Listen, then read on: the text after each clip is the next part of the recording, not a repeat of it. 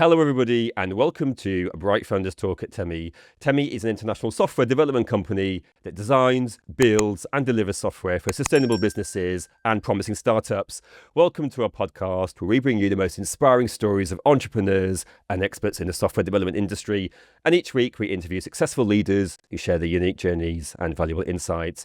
I'm your host, Barry, and today we have a remarkable guest joining us, Stefan Rust, ex-CEO of Bitcoin, CEO and founder of Truthflation and the Truth Network.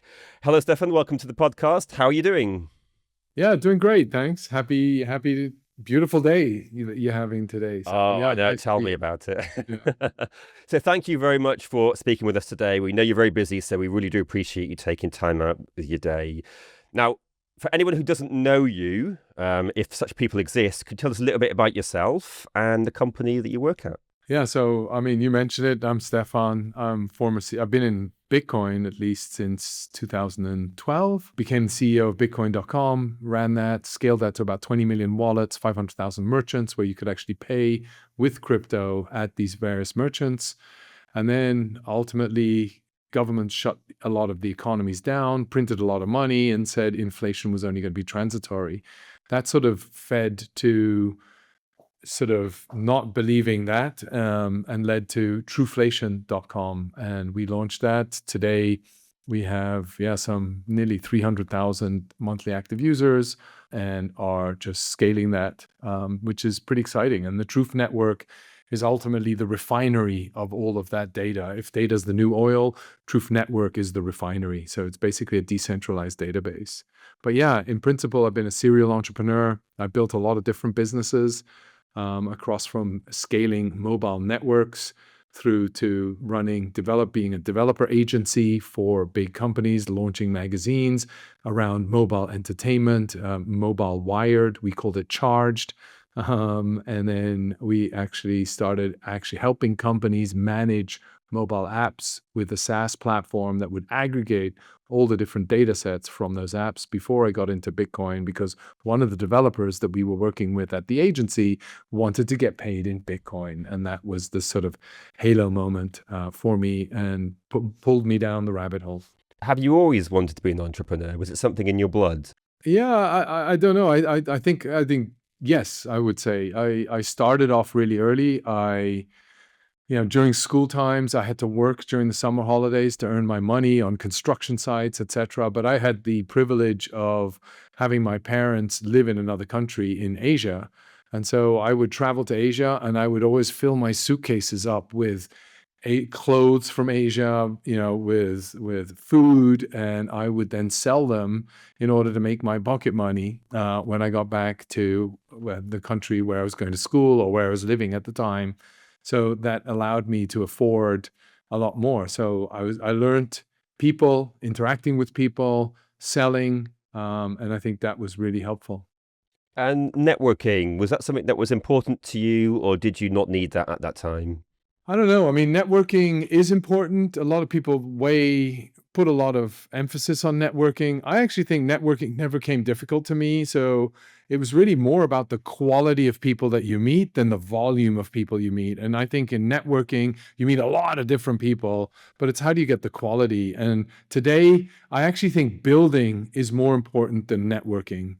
By building, executing, it's really hard. I mean, you're in the software business. It's really hard to actually develop, execute, mobilize a team to hit timelines, understand what needs to get done, changes, having good product management skills in terms of identifying, if I do all of those things that I would love to have, how do I break that down into an MVP or a simple skateboard that becomes, has a steering wheel that then actually moves into a motorbike and then becomes a car? How do you do that over time and validate and identify product market fit? So when you actually have the car, people are going to want it.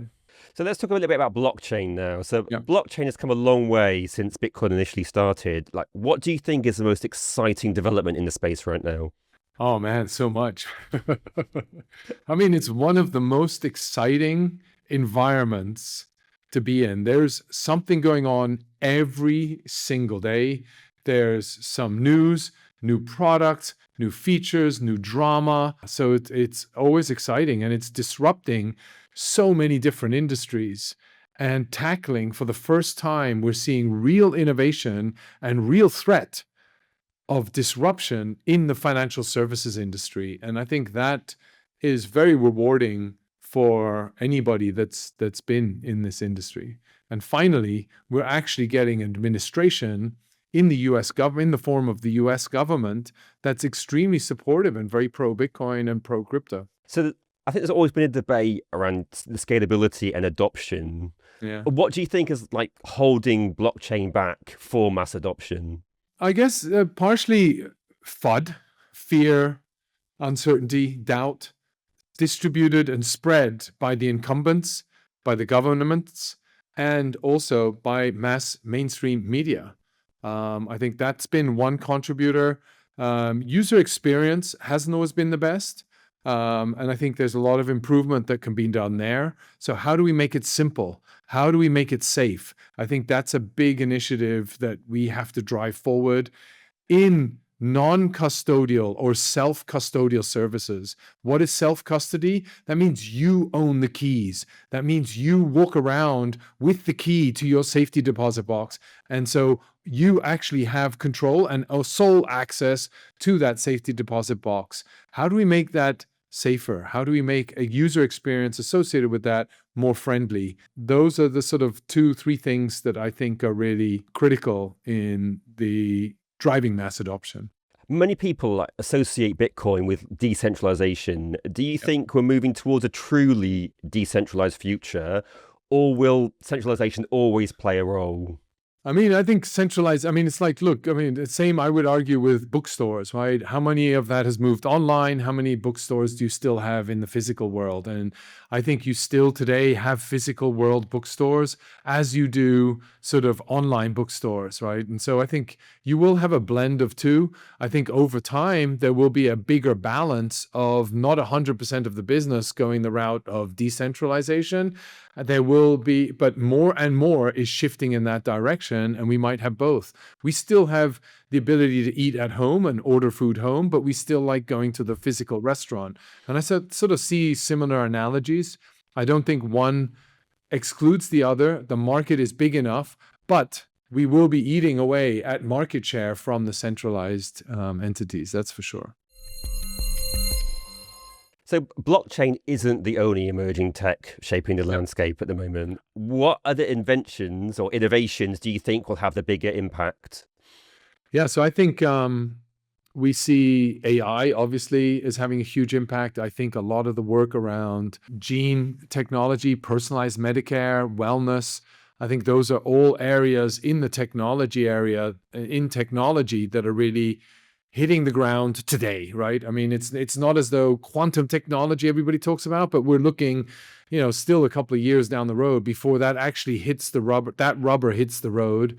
So that's sort of my view. AI, super exciting. What we can do with the power of compute that we have today and AI, what we can do in the whole DNA sequencing category, and how we can, improve our lives health-wise. Thanks to those technologies. Obviously, self-driving cars are really exciting, all of these things. I mean, there's so much going on. There's never a more exciting time to be alive than today. Right now is the most exciting time to be alive. Do you have any thoughts on Web3? In terms of revolution the internet and like being truly decentralized as an internet? Yeah, it's going to be big. I mean, it's like, I just think that, I mean, I love it. I'm passionate. I'm biased. So, do your own research, obviously. But the ability to actually fund, use tokens as a means to acquire capital and resources to develop and build your product and pursue your idea is a great innovation that Web3 brings about. Tying that utility to the element, decentralizing data so it's not all concocted and sitting in one centralized power, or data center that is then managed by one entity or one individual, and that can charge astronomical amounts for that data. Our vision is that data becomes as freely accessible as electricity and as the internet. And tokenization of data allows you to do so. And tokenization of open standard software, open source software, all of a sudden, standards can now be monetized, whereas in the past, they couldn't be monetized because it was the digital realm and the physical realm were totally separate. Now, as you combine the financial services with the digital realm and enable programmability associated with money, I can couple that with the technology and the standards that I'm making available. And then it becomes about distribution, adoption. And that's I think, a huge innovation that will continue to move in that direction, especially as trust, faith in the leaders that are governing a lot of the nations on the planet are no longer held in such a high pedestal as they were in the past. Yeah, and security in like decentralized finance is a major concern. How can we reduce risks like hacks, like rug pulls, and like smart contract vulnerabilities? I would argue that actually in the Web3 world, hacks still happen, and they happen mainly within centralized entities, less so in software, smart contracts. They've been reduced significantly there. Where the hacks are tending to happen much more is as it connects into the physical realm, where it's phishing. I've got people interacting with services. It's in a centralized repository. So I'm trying to work my way into that angle, whereby if I'm looking for on-chain safety and security, considering that a lot of the data is maintained and managed by a number of different providers or node operators or miners, then ultimately you have a strong level of security in terms of the ledger itself. And so it really comes into the access to that ledger and the access to the smart contracts. That's where the vulnerability happens. And we're seeing that not only in Web3, you're seeing that in the traditional world, where I'm trying to scam you out of dollars to pay for a software upgrade, or I'm scanning you to give me access to your computer so then I can take control of your computer, follow all your mouse, find your bank account details, and then be able to extract that and use that to log in and extract additional money. Or I'm giving you a fake product that you're paying with your credit card details for, and I'm then never actually delivering you the product, or you feel that you're getting a product delivered, but there's actually nothing there behind it. So it's happening across the whole world. And how do we address that? That's a big problem. And I think the older we become, the more sophisticated AI becomes, the more sophisticated these phishing attacks, these scams will start to happen. And how do we protect ourselves against that? That is going to be a significant challenge, because I can tell you the jurisdictions, the police, the laws have no capability of enforcing anything that transcends borders. As soon as it transcends borders, nobody has the ability to actually enact anything. And as a result, the enforcement agencies are all giving up because they have no way of actually doing anything about it other than filling out a form, documenting the crime, giving you a piece of paper, and then you can go and claim it on insurance if you're lucky and you have insurance. You say that, but that doesn't stop the countries and governments of like trying to regulate things. Yep. With increasing regulation, especially in relation to the EU, because many people come on this channel and say the EU is one of the worst culprits for over-regulation. Do you think like decentralized finance will still be able to maintain its decentralized nature? Yes. And I mean, I think a large portion of people working in decentralized finance are very passionate about it. I just saw a law come out in Europe where they're trying to ban Bitcoin transfers outside of banking hours. I don't know how you do that, because on a peer-to-peer basis, how do they stop me sending you Bitcoin? If I wanted, and you had a wallet, I had a wallet, how do they stop me from doing that? I'm baffled on how they want to do that, unless it's going through a centralized exchange or a mobile app that seems to be non-custodial, but it actually is a custodial wallet. I mean, like you'd experience in most fintech or neobanks that offer crypto in their services. But otherwise, I find it very hard. But coming to your point, regulation is a huge challenge for entrepreneurs. It is such a lift to buy. You don't even have product market fit. You have zero resources. You're trying to mobilize a team to work around a vision that you as a founder and with co-founders have. You have to raise money. You have to convince people.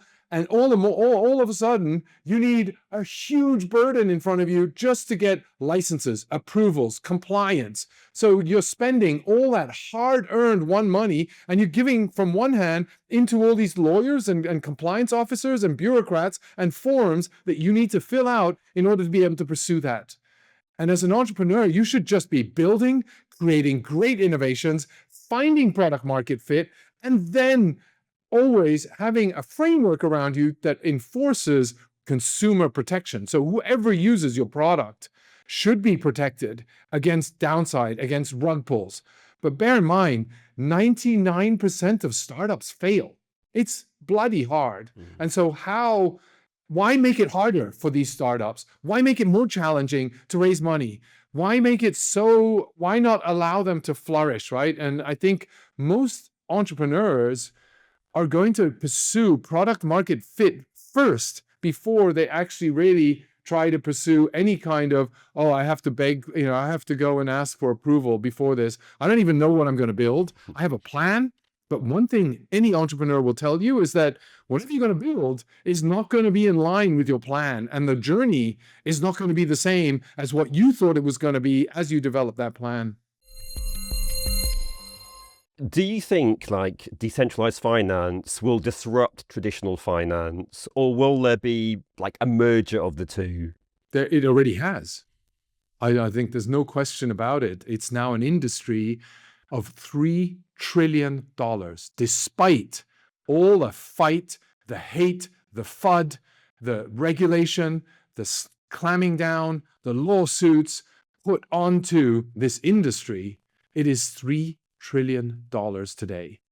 That's a significant movement in the course of 10 to 15 years. There are many people who are still skeptical about like decentralized finance, rightly, possibly, as you say, because of the mainstream media, the attitudes of governments towards it. What would you say to someone who believes it's just a bubble and it's a passing phase? Yeah, I mean, I don't know if that's your case. I mean, you're seeing today the entities like BlackRock enter into crypto. You're seeing big fund managers, and these are very smart, educated people that you trust your pension with already. So if people that you trust your pension and your social security with are already entering into this new asset class, and you don't want to learn about it, then I think, maybe, try and find something else to put your money into AI. But AI is very challenging. AI is very closed. None of us, no retail investor can participate in AI. You need to have big VCs. You need to have, look at the amount of money these projects are raising. And it's not, a deep sink raised with 6 million. They did not raise with 6 million. They had a big hedge fund that was funding them the whole time until the last mile they used for $6 million, which was maybe buying, I don't know, whatever it was. But if you actually look at AI is a very closed environment. None of us can enjoy the realms of AI until it hits public markets. And that's when all the venture capitalists, all these hedge funds, all these prop trading funds, they're going to unlock and offload a lot of their assets and winnings onto us as a retail. So all of a sudden, we as retail investors get hurt and hit by that. Whereas in crypto, we could invest all along the way at any stage on the ladder of evolution of any startup. And I think that has been, so your risk appetite, this is too early. I'm not going to invest at a white paper level. I might invest at Ethereum once it's launched and once it has 5,000 developers. I might buy into Solana as it hits, mega, sort of great adoption and has found 5 applications. Or I may invest in an exchange, Drift, that is on the Solana exchange and now established, and it's a new type of trading platform. Or I may invest in, Ondo, which is providing real world assets. Or you might build an application using Truth tokens on the Truth network, right? So all of those apps are now available to anybody at an affordable price with the opportunity to generate generational wealth, which you can't do as an individual or on the retail side in AI or any of these other technologies for that matter. Since we're talking about investment opportunities, what factors do you think make a blockchain project like truly valuable? I mean, everybody has a different opinion. It's speed, it's this, it's that. I mean, for me, what I look for is utility. How many people are building on it? What's it being used for? Is it actually a ghost town, or is it really being built on? Are developers building on it? My background's been around developer agencies, helping companies identify the right kind of developers to build for the appropriate products, from video streaming all the way through mobile apps on a BlackBerry or a Android phone. So how do you find those developers? What are they doing? And how is that taking place on the blockchains? There's a really good report that comes out every year. It's done by Electric Capital. They're a venture capital firm in the blockchain, very specialists on blockchain only. And they look at the developer evolution across the top 30, 40 different chains and find out how many people, based on GitHub submissions and pulls, which chains are relevant, which ones are seeing greatest adoption, which ones are actually. So if you have chance, go check that out. If you're interested in blockchain and identifying which chains are actually getting a lot of activity, a lot of buzz, people are building on those, that's a good report and a simple way to quickly learn which chains are getting a lot of activity. So you've had a quite illustrious career, if you don't mind me saying. Along that journey, what has been the most valuable lesson that you've learned? Beg, borrow, steal, continue to hustle, right? Persistence, tenacity. And yeah, I mean, it is lonely. You got to fight and you got to continuously put in the effort and the time to really make it work. As a CEO and founder, how do you surround yourself with like-minded people, and what kind of qualities do you look for in people who you want to work with you? Ultimately, there's a blend between people that are excellent at what they do and people that you can trust and you can rely on to get it done. I think that's the blend. And at the beginning of a startup, you're always glad to find anybody, anybody that drinks the same Kool-Aid that you're drinking, right? That wants to pursue the same dream that you have. And then as you mature, you sort of look for maybe a bit more talent, right? So you're happy with any new talent coming on board. And then as you go to the next level, you look for a more level of consistency. So that's sort of the different levels that I think you look for in terms of talent. And always a blend between skills and trust. So you want somebody that's a team player. You want somebody that's also highly skilled. You don't want the best person that's super skilled but can't work with anybody else. And likewise, you don't want some super nice guy that has zero skills but everybody likes. So there's that blend between the two. And if I were to choose, I'd say 8 on a 1 to 10 scale. I'd say 8 on the skill set and maybe a 5 to 6 on the team set. And finally, we are coming towards the end of the interview, unfortunately. But the final question that I always love to ask is, what advice would you give to up-and-coming entrepreneurs? Yeah, make sure you have a passion that you want to pursue. I really feel that if you are not willing to stick it out and go through it, bear in mind, you're going to be at this for 8, 10, 12 years. There are and you're going to get thousands of no's. People are not going to believe you, but all you need is one yes, a second yes, a third yes.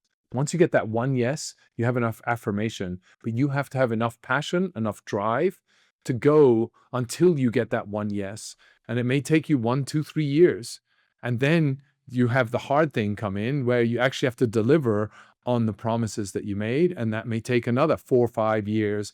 And then you want to hit scale, that may take another 4 or 5 years. So if you look at the market for entrepreneurs, you're generally out there for 12 years building your new empire. Yeah, no, just to summarize, I think to be an entrepreneur, you really, you need tenacity, you need a passion, and bear in mind that you're going to be in the trenches for 4 or 5 years, and the whole business, before you hit scale of significance, it's going to take you 12, 13 years. I mean, look at companies like Tesla, SpaceX, Stripe, Canva, and everybody. I don't know one single entrepreneur, that didn't sleep on the floor in an office, or, was worrying and couldn't sleep all night long for waiting to close the funding to be able to pay the bills at the end of the month. So it all comes with a lot of adrenaline, a lot of excitement, a lot of independence, but also you got to be able to handle the pressure, the stress, demands, and there's always something wrong. So always expect the unexpected. That is gold advice, not advice that you get every day from the ex-CEO of Bitcoin, nonetheless.